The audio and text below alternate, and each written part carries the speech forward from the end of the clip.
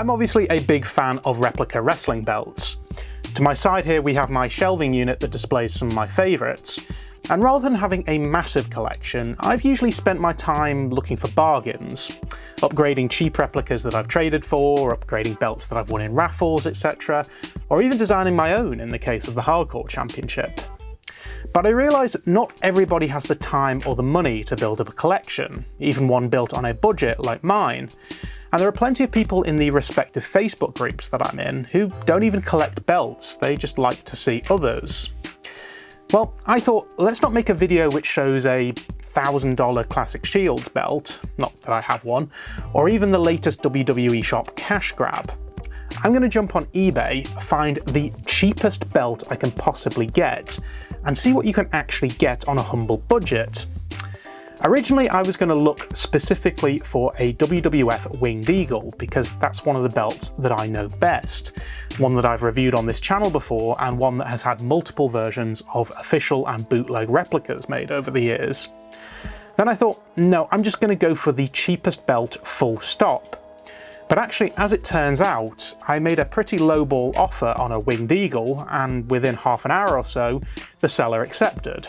A few days later, this arrived. Now I need to point out that most of the time these belts are coming from Pakistan.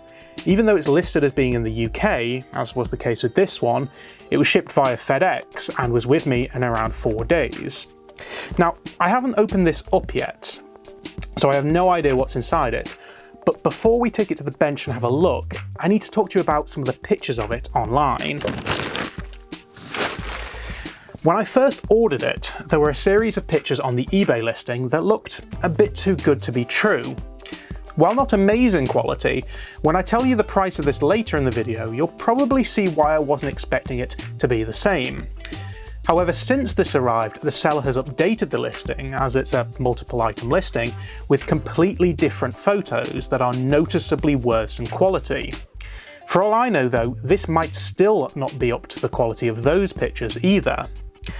So basically, for the price that I paid, if this is not awful, then I'll consider that a success. As I say, I haven't actually opened this up yet, so I have no idea what's inside, but let's take a look.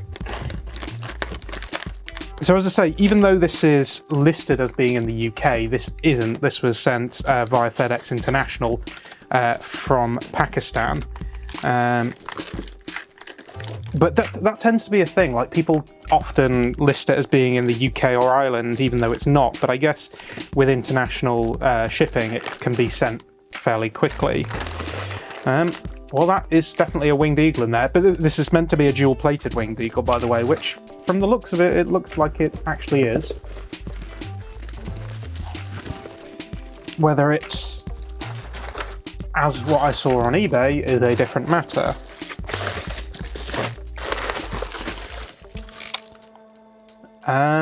Okay, so first things first, this is not the same as on eBay. Not the original pictures anyway. This is what was the updated pictures, I think. Let's get rid of that. And let's have a look at it. Okay, so, I mean, the first thing that we need to point out is, yes, these are very thin plates. In terms of the etching though, I mean, it's not actually that bad. I mean, I don't know if this is coming through on camera, but the old, the old WWF Figures Inc. replicas, they had very shallow etching and they had pretty shoddy paintwork too. So I guess I'm kind of expecting, well, no, I'm not expecting the same quality, but it reminds me of that when I first open it up. It does have attached sidebars, which is nice, although, yeah, they look like they're cast metal, so they could easily snap, I think.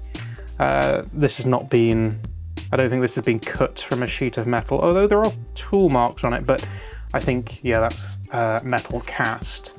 It does, I mean, the leather feels like, I mean, the leather cut is not good, but the leather doesn't feel that bad. I'm gonna have a sniff. It does smell like real leather, so this could well be Oh my god, I just saw the logo plate. That is massive. And to be fair, it is massive on the updated eBay pictures as well. There's no tip to the leather, which to be fair, I wasn't expecting that, and I have no idea what this tooling is. You know what? All things considered, it's not that bad. I mean, I really didn't know what to expect with this. It was one of the cases where it was either going to be decent or it was going to be terrible. And do I say it's decent? I don't know. I mean, okay, I'm not going to tell you how much I paid for it yet, but for what I paid for this, I'm okay with it. You know what? I think the thing with this is, it's not going to look the best on display. Actually, you know, it'll look okay on display. It's not going to look as good as, say, a WWE Shop commemorative replica. I think, you know, that you're best going off with that. But they're plastic. This is metal. You know, I wanted to make sure that I went for the cheapest replica that I could find that was leather and either leather or simulated leather and metal plates. They're very thin metal plates, I have to say. Wafer thin, like they're 2 millimeters at the most, maybe even 1. And actually, looking at the back, even though the bolts are covered, I use the word bolt very loosely. They are very thin. So, you know what, actually, if you wanted to get one of these to make a hardcore championship, this would actually be something really, really good to do, because I imagine if you took a hammer to this, it would probably crack, because it is metal, but yeah, I'm pretty sure it's cast. You know what? It's not that bad. It really isn't that bad. Let me just show you some of the detail on this.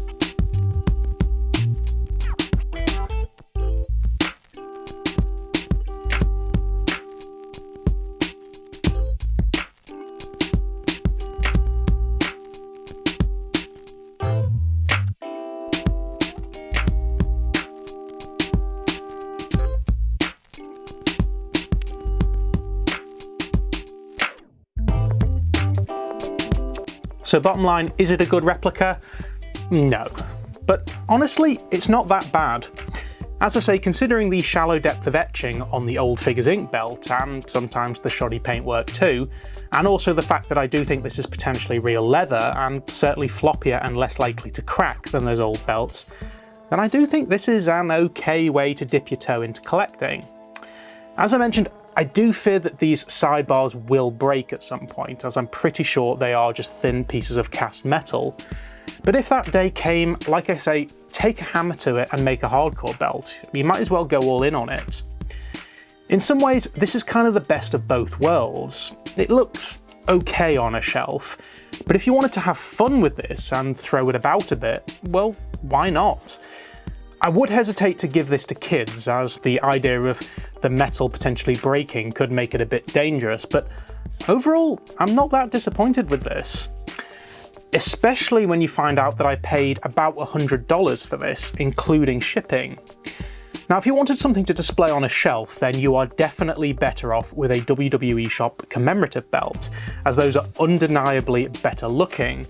But if you wanted to have something to have fun with, then you know what, this will do it. At the end of the day, I was hoping for cheap and cheerful, and that's exactly what I got. But I already have a Winged Eagle replica, in fact, multiple of them. So here's what I'm gonna do.